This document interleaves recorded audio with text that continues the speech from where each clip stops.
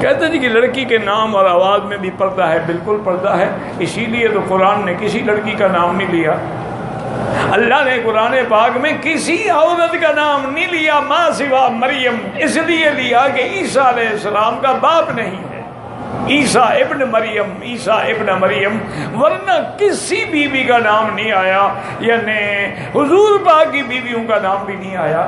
وجہ علماء نے یہی لکھی ہے کہ عورت کے نام پر بھی پردہ ہے، اور عورت اذان نہیں دے سکتی، امام نہیں بن سکتی، کیونکہ اس کی آواز پر بھی پردہ ہے۔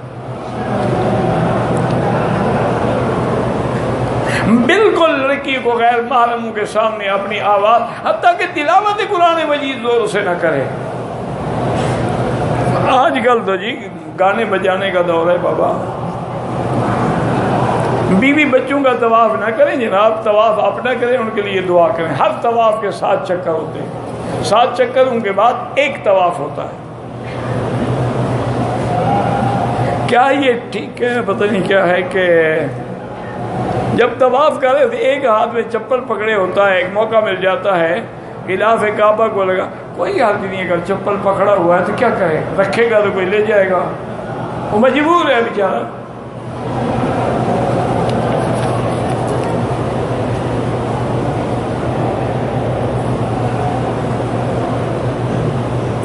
ایک آدمی کو جمعہ کی آخری رکعت، اگر آخری رکعت مل جائے تو جمعہ ہو گیا، وہ 2 رکعتیں پڑھ کے سلام پھیر دے گا۔ اگر آخری رکعت بھی نہ ملے اور قاعدہ ملے تو امام ابو حنیفہ فرماتے ہیں اس کو بھی جمعہ مل جائے گا، لیکن باقی ائمہ کہتے ہیں کہ نہیں، اب اس کو جمعہ نہیں ملے گا، وہ ظہر کی نماز پڑھے گا۔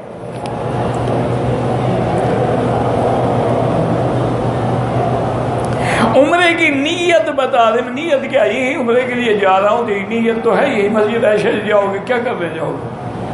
یہ نیت ہے تو جا رہے ہو نا، باقی اصل نیت وہی ہوتی ہے کہ لبیک بعمرۃ لبیک اللہم لبیک لبیک لا شریک لک لبیک۔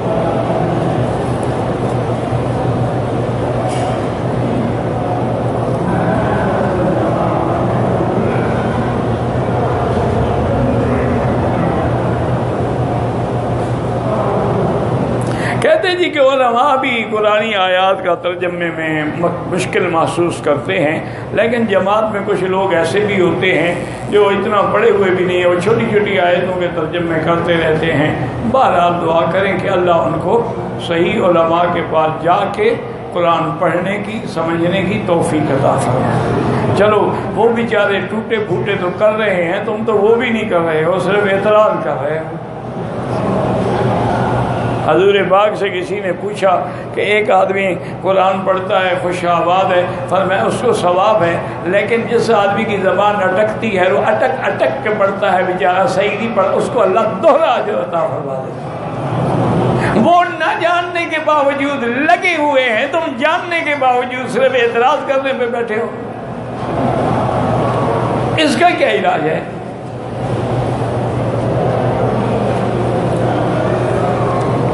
میری زوجہ بیمار ہے، اللہ سب بیماروں کو شفا دے۔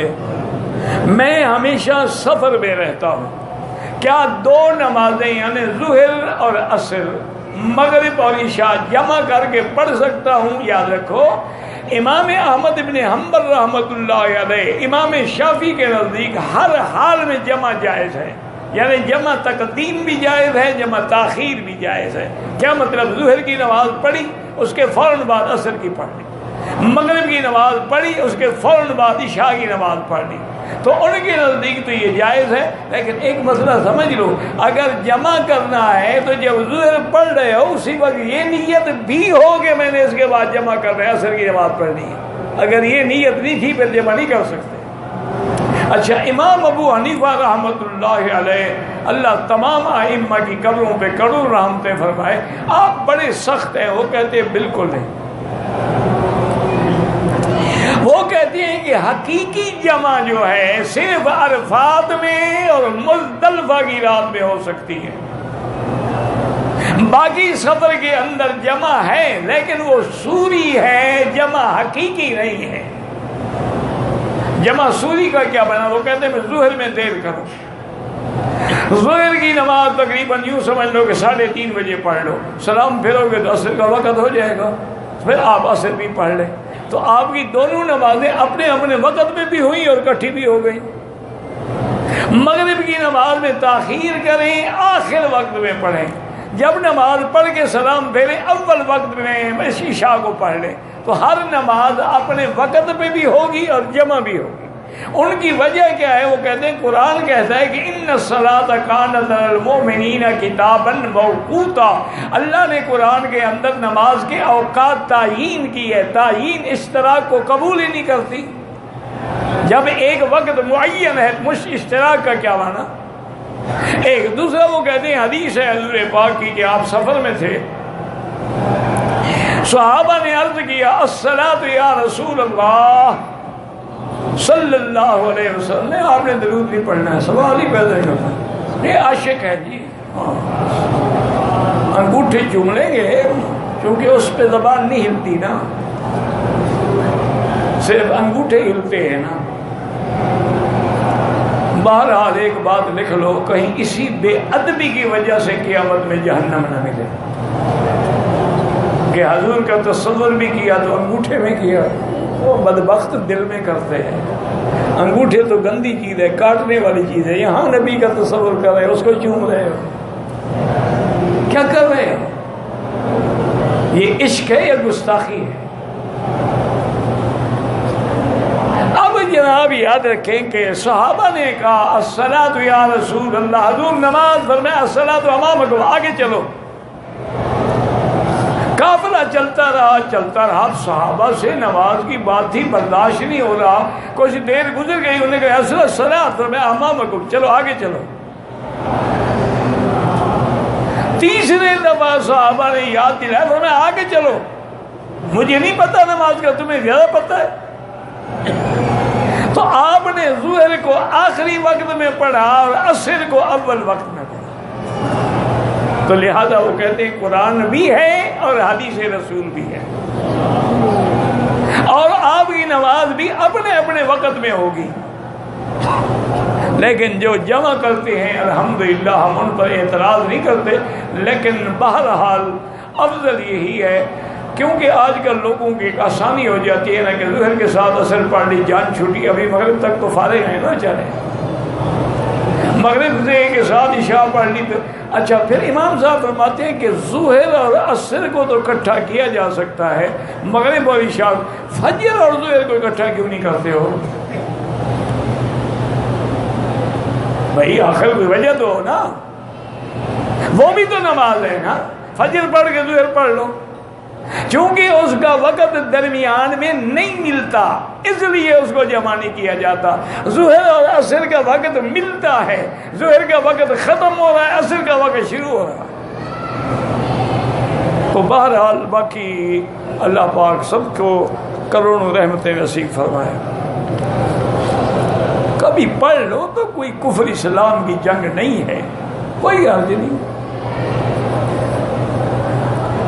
مسجد عائشہ سے عمرہ جائز ہے؟ ہاں جی جائز نہ ہوتا تو بی بی عائشہ کیوں کرتی؟ اللہ کے بندے جائز ہے، حضور کا قول ہے، حضور کا فرمان ہے، حضور کا حکم ہے، عائشہ کا عمل ہے، ابھی تم پوچھ رہے ہو کہ جائز ہے؟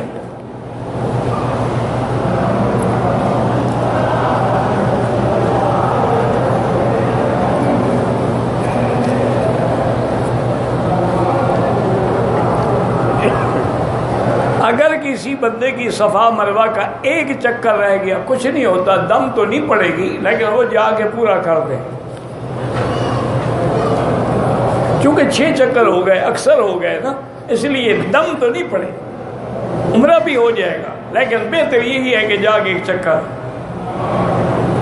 جمعہ کی نماز سے پہلے سنتیں کب پڑھنی ہیں؟ وہی پڑھنی اذان سے، اذان جب اذان ہوگی، یعنی آپ یہ دیکھیں نا کہ تقریباً 12:05 پہ زوال ہو جاتا ہے، تو اس وقت آپ پڑھ لیں، اذان بھی ہوتی ہے، اسی وقت ایک اذان ہوتی ہے وہ لوگوں کو تیار کرنے کے لیے۔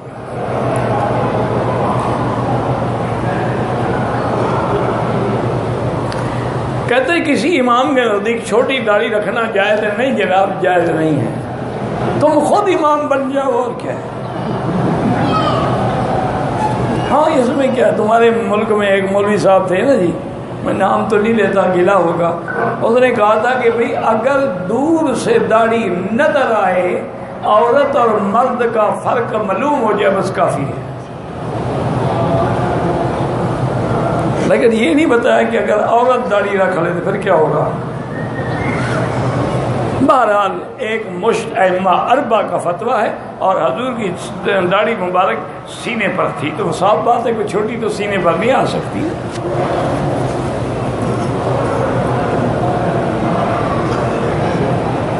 بیٹے اور بیٹیوں کے حقوق والدین پہ ہیں، اور والدین کے حقوق بیٹے اور بیٹیوں پہ ہیں۔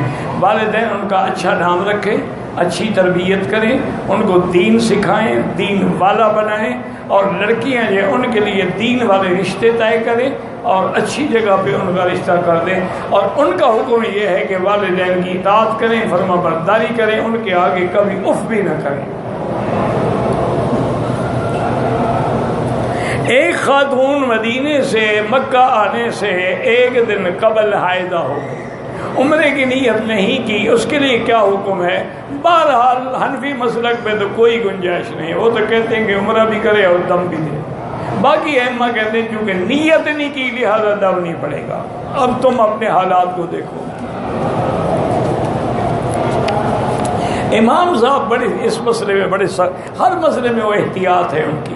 وہ فرماتے ہیں کہ اگر یہ میرے اوپر ہے کہ میری عمرے کی نیت ہے یا نہیں ہے تو پھر میقات بنانے کا فائدہ، وہ تو پھر میری مرضی پہ ہو گیا نا، کہ جی میں نے عمرے کی نیت نہیں کی تھی، ویسے چلنے پھرنے کیا تھا، تو پھر میقات کا کیا فائدہ؟ میقات کا تو معنی یہی ہے کہ بغیر احرام کے آپ گزر ہی نہیں سکتے۔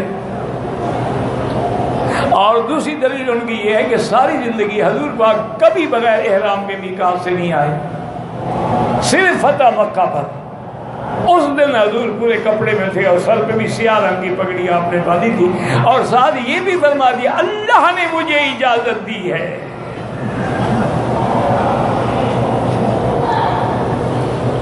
ایک آدمی نے عمرہ کیا، طواف کے بعد 2 رکعت واجب تھوڑی چھوڑی، پتہ نہیں عمرے کے بعد پڑھی، کوئی حرج نہیں،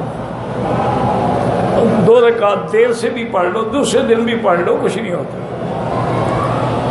اگر نابالغ بچے نے عمرہ شروع کیا، اس نے سارے ارکان ادا نہیں کہ اس پر کوئی دم نہیں ہے ہی نابالغ، اس پہ شریعت کا حکم ہی نہیں۔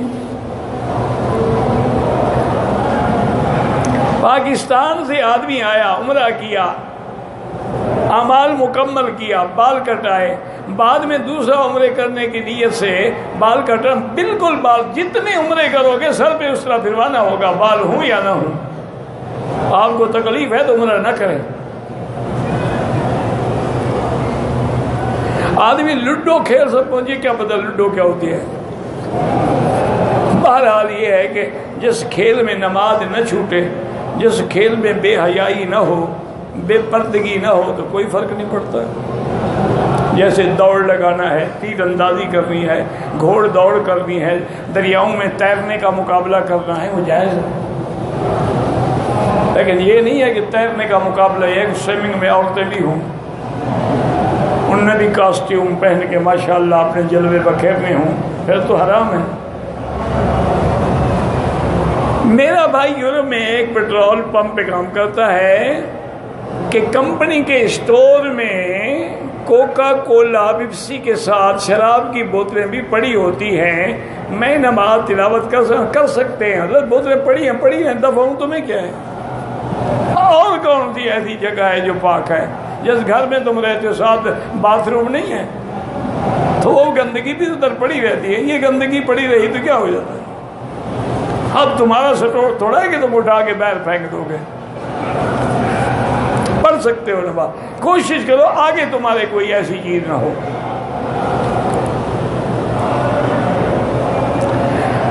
جب اسماعیل علیہ السلام نے قربانی، علماء نے لکھا ہے کہ تقریباً آپ کی عمر 7-8 سال تھی، لیکن اللہ عالم کسی صحیح حدیث میں نہیں ہے۔ یا رسول اللہ کہنا یا حرف ندا ہے، ناجائز ہے۔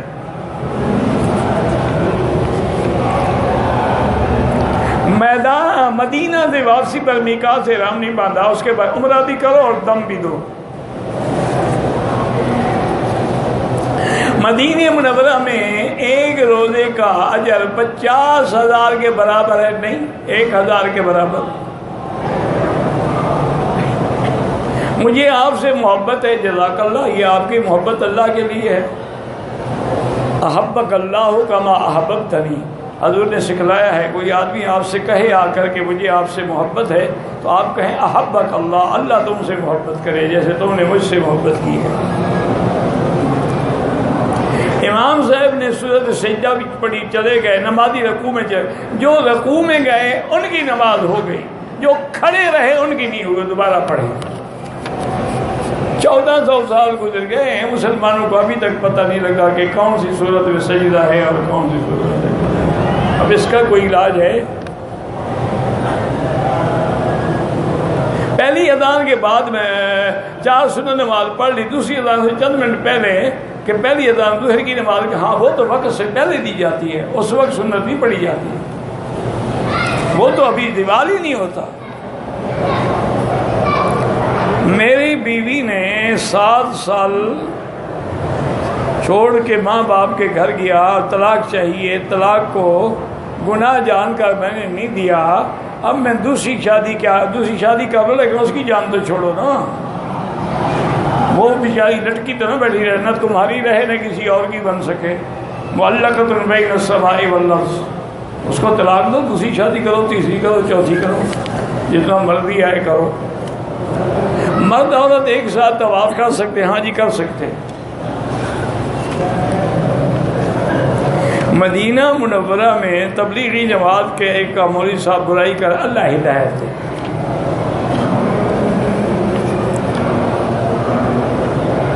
انڈین پاکستانی لوگ جو عمرے کرنے آتے ہیں ان کے لیے پہلے عمرے کے بعد مسجد عائشہ جنان سے عمرہ کرنا چاہو کر سکتے ہو، نہ کرو مرضی ہے، نفلی عبادت ہے۔ بڑے جانور کی قربانی میں عقیقہ شامل ہو، عقیقہ شامل نہیں ہو سکتا۔ ایک روایت ہے کہ لا شرک، عقیقے میں شریک نہ کرو۔ طواف ہم اپنے مرحوم کے لیے کر سکتے ہیں، جو زندہ ہے ان کے لیے دعا کرو۔ ایک عورت ایک حج کے لیے آئی تھی پاکستان سے، حیض کی حالت میں تھی، حیض کی حالت میں اس نے عمرہ کیا، حیض کی حالت میں عمرہ کیا، نعوذ باللہ ثم نعوذ باللہ، دم بھی ادا کرے اور توبہ بھی کرے۔ اپنے ملک میں حیض کی حالت میں مسجد جاتی ہے عورت، اتنا عقل نہیں ہے کہ یہاں بھی میں نے اندر نہیں جا سکتی۔ موٹر سائیکل لیا ہے ادھار 4 مہینے پر 90,000 کا، نقد اس کی قیمت وہ جائز ہے، تم نہ لو ادھار، لیا تو گویا یہ چیز تم نے 90 میں ہی خریدی ہے، اس لیے وہ سود نہیں بنتا، وہ تو بیع طے اسی وقت طے ہو گئی۔ جو لوگ مردے کے لیے مولوی صاحب کو پیسے دے کے قرآن پڑھاتے ہیں، وہ مولوی صاحب اپنے ماں باپ کو بخشتا ہے، وہ پاگل تھوڑا ہو گیا کہ تمہارے ماں باپ کو بخشے، اور تم بھی ماں باپ کے بڑے وفادار ہو کہ کرائے پہ پڑھواتے ہو، خود نہیں پڑھتے۔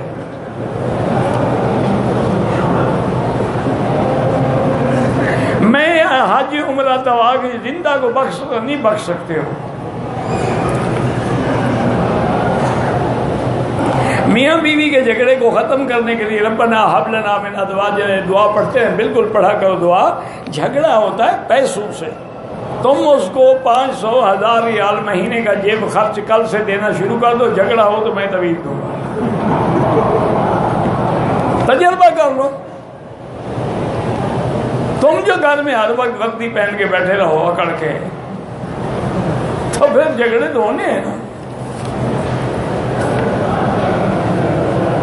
کہتے جی کہ ایک عورت پاکستان سے حیض کی حالت میں مکے پہنچی، ہوٹل میں ٹھہری، دوسرے دن حیض سے پاک ہوئی، جیرانہ احرام باندھ کے عمرہ کی۔ جیرانہ کیوں گئی؟ وہ تو نیت کر کے آئی تھی پاکستان سے، بہرحال اس کا عمرہ تو ہو گیا نا۔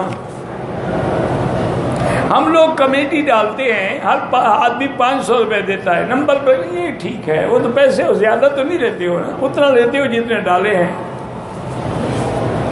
فائدہ یہ ہوتا ہے کہ اکٹھے مل گیا تو کوئی کام کر لیا۔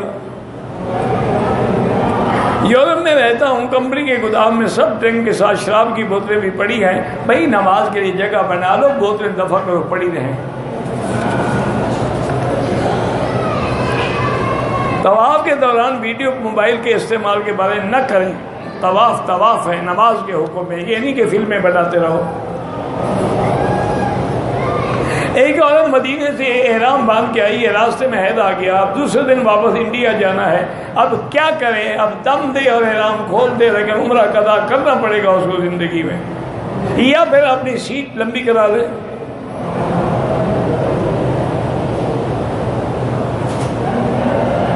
کچھ لوگوں کو مکے آنا ہوتا ہے لیکن وہ مدینے چلے گئے، مدینے سے جدے چلے گئے، پھر احرام نہیں باندھا، دم نہیں پڑے گی. لیکن یہ ہیلا ہے، اللہ تو جانتا ہے نا تم نے کہاں جانا ہے. حائضہ حدود حرم میں باہر یعنی میدان میں بیٹھ سکتی ہے، مسجد کے اندر نہیں آ سکتی. بالکل ہوٹل پہ ان کو نہ چھوڑا کریں. یہاں ویسے بھی اعتبار نہیں ہے کسی کا، ہوٹلوں پر سب ہماری برادری کھڑی ہے، عرب نہیں ہے نوکر.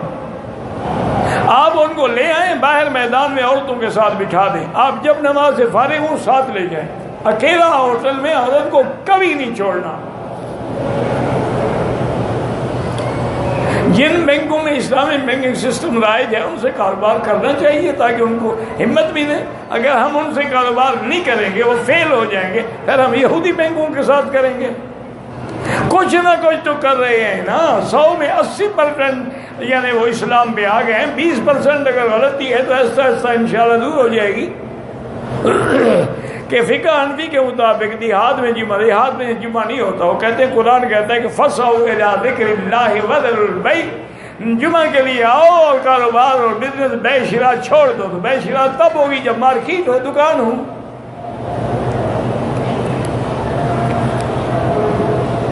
پچاس طواف کی حدیث میں نے نہیں پڑھی. انشاءاللہ ہمیں اللہ ایک طواف بھی قبول کر لے تو جہنم سے آزادی مل جائے گی. زندہ بندوں کے لیے دعا کریں. رمضان کی تراویح میں اگر آدمی ہاتھ قرآن میں پکڑ کے پڑھے جائز ہے، لیکن امام ہو تو وہ بنے جو حافظ ہو. فَلْيَؤُمُّكُمْ أَقْرَؤُكُمْ. حضور نے فرمایا اس کو امام بناؤ جو قاری ہو.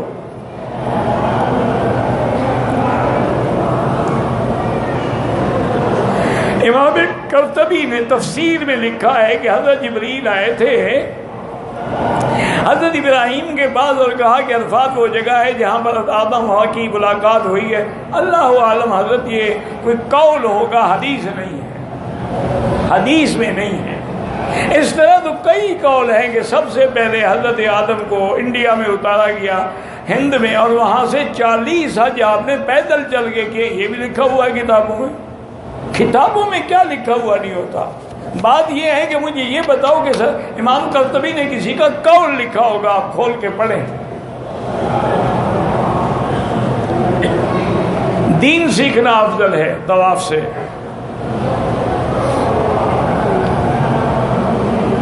کہتے جی سعودی کھجور سے معجون تیار کرتے تو دکانداروں سے جا کے پوچھو، بتا دیں گے تم کو. اب سارے کام مجھے تو نہ کراؤ.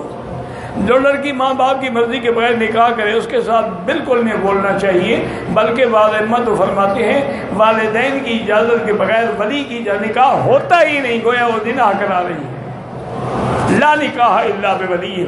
یہ تو شکر کرو امام حنیفہ فرماتے نکاح تو ہو جائے گا لیکن گناہ گار ہے. کسی نے کہا کہ میرے کفن کو آب زمزم میں دھو کے لے جائیے. کوئی نہ حکم ہے، نہ حدیث ہے، نہ کبھی صحابہ نے دھویا ہے، بس ایک شوق ہے.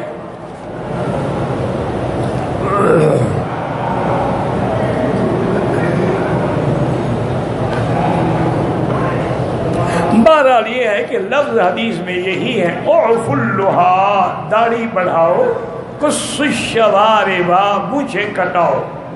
اس لیے بعض علماء اس پہ عمل کرتے ہیں کہ جہاں تک بڑھے بڑھتی رہے، وہ عزیمت ہے. رخصت یہی ہے کہ ایک مشت ہو.